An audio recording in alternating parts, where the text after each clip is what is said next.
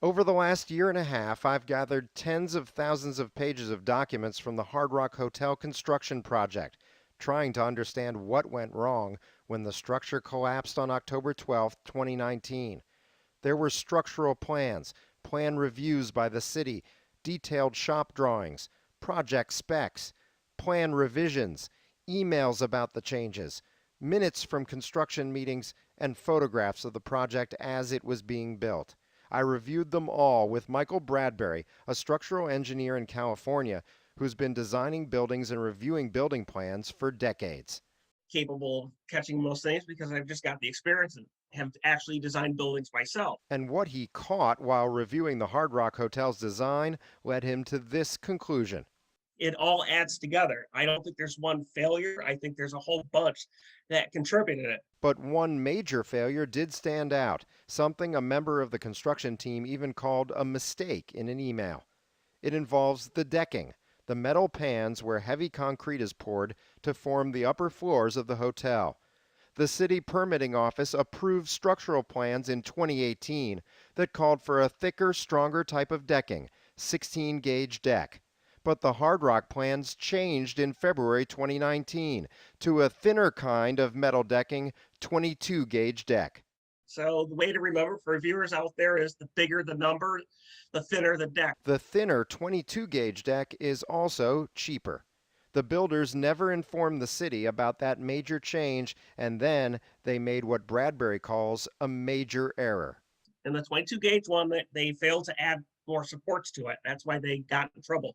Now here's why adding more supports is so critical. Bradbury said it's like the engineer switched out a board for paper. If you place the board between supports this far apart, it holds with extra pressure. But if you put paper there, it collapses with pressure unless you add more supports. You can see it in this graphic. The metal decking needs to hold heavy concrete. Then, when the concrete sets, the floor will need to hold heavy loads. A thicker, stronger metal deck will be able to hold up to those heavy loads with 26 feet between support beams. But a thinner deck will need those support beams to be closer together, no wider than 24 feet at the most, or a heavy load could cause the deck to sag or worse.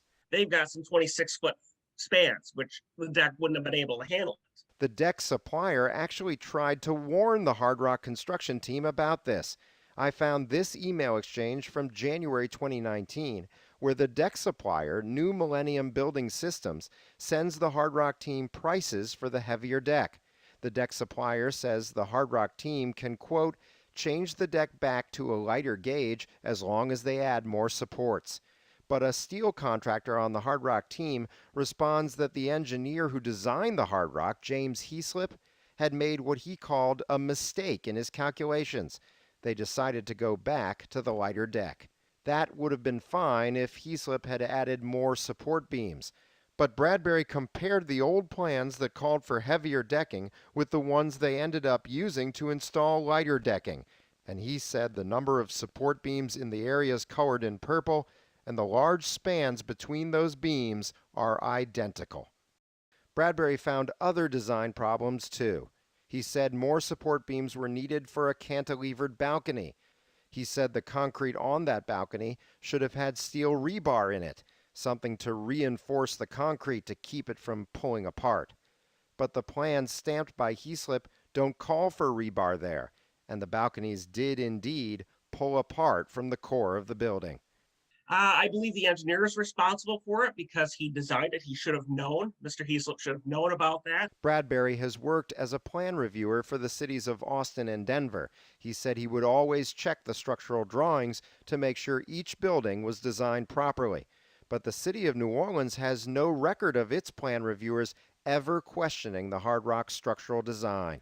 It's unique because they're just letting the engineer do what they want. It's the wild, wild west, and that's not the right way to do things. You lose trust in a city real easily. Jared Munster was the New Orleans permitting director when the Hard Rock got its permit. He said the city has never had any structural engineers on its staff to review plans. During that plan review process, it is certainly part of that review to look at structural issues, but it's not traditionally been the city's role to second guess the engineer. But in the case of the metal decking on the Hard Rock, The city never even had that chance. There was no way that the plan review section of safety and permits could know what got changed in the field if nothing was ever presented to the city for review. OSHA cited Heaslip for serious violations for under-designing support beams and exceeding maximum spans for supports at the cantilevered balcony. But he is challenging those findings and still awaits a hearing.